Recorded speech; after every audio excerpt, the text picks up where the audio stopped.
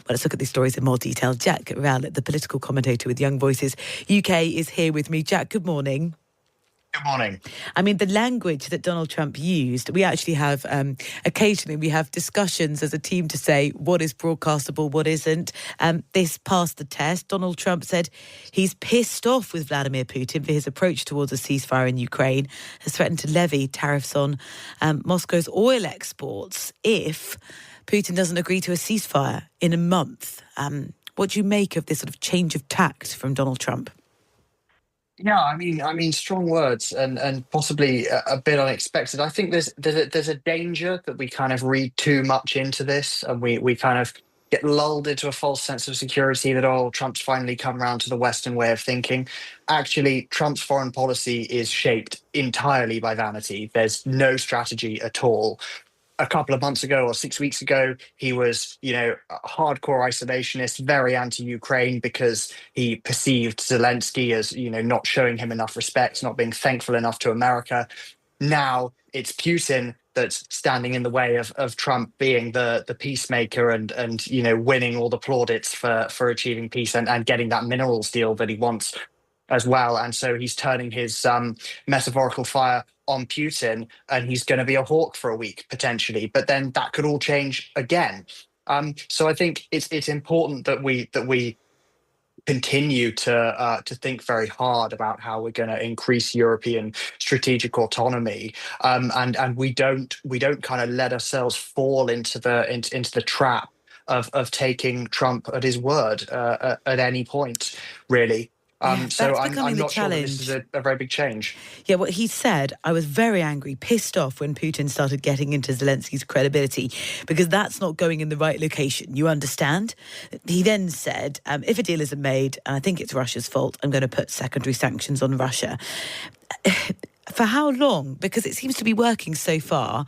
Can Donald Trump say one thing and then everybody responds based on the threat of what he says he's going to do?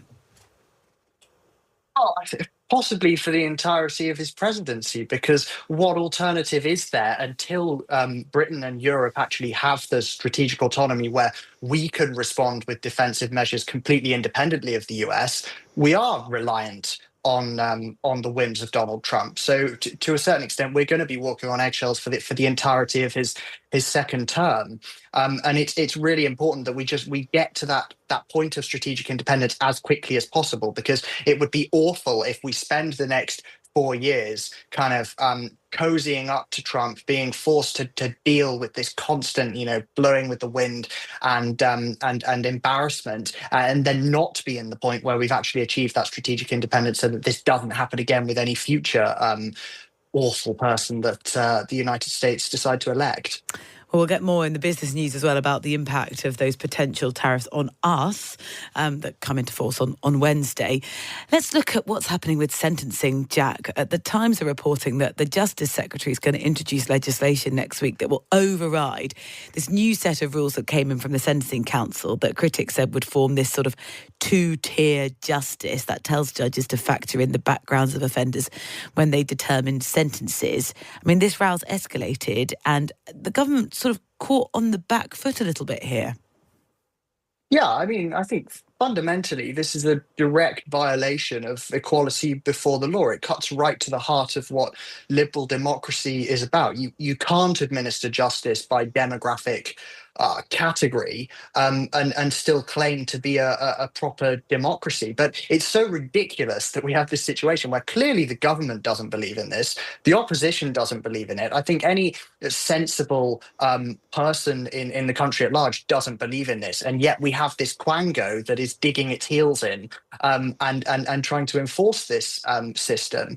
I think, quite frankly, we need to be looking at abolishing the Sentencing Council. What's the point in it? Because the government clearly, as we know, Shabana Mahmood is going to bring forward legislation to override this. So the government can still override the Sentencing Council. So you don't achieve that purpose of having independence from politics in terms of the sentencing system. It's a kind of powerful and not powerful. It's just this bureaucratic hurdle. And I think it looks really bad, and it decreases public trust in our democracy when we have this quango saying one thing and basically every politician on both sides of the House saying something else. Well, this emergency bill is going to be rushed through the Commons, and then the laws. The idea is this week, but it's unlikely that that will happen before the changes come into effect, which is tomorrow. I think you do wonder why the Justice Department didn't realise that this was happening, because well, there's been a big row about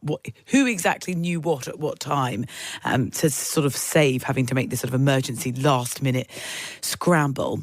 There'll be more on that on Times Radio Breakfast. I was reading this morning, I wonder if you celebrated Mother's Day yesterday, Jack, but this comment piece from Jenny Russell talking about the world, she says, in the middle of a fertility collapse. We owe young adults more help and more optimism about parenthood. I wonder if you agreed with the analysis Jenny makes about why it is that, well, particularly younger people are having so different priorities and not prioritising first having a family, having children. Yeah, I think this is a really interesting piece, and I think it's something that we're not talking about enough. Um, we can't sustain ourselves economically in the long term if we don't sort out our fertility crisis.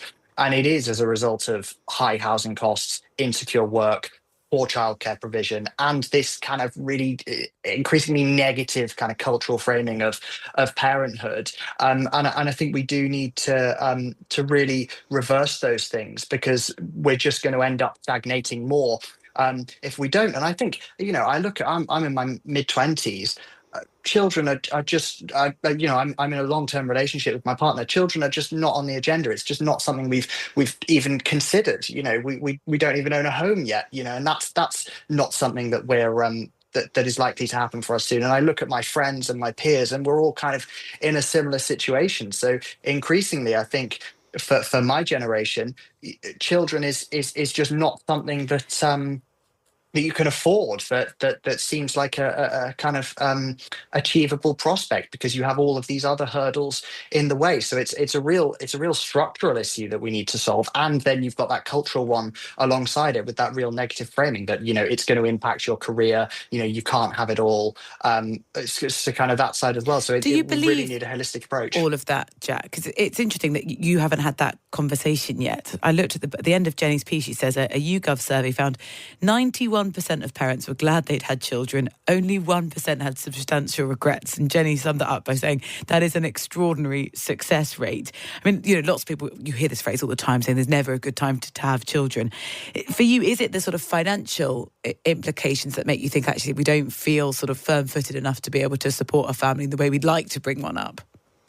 Yeah, it absolutely is that. I think, if I was, in a position where we had, our own home, or we were on the cusp of that, and felt more financially secure, then that's definitely a conversation we would be having. It's not a case for certainly for myself, and I think I speak for a lot of people, that we don't want children, or that children are not something we're interested in at all. It's just that it's not a financially workable prospect, and there's so much uncertainty that you don't want to inflict that on a child.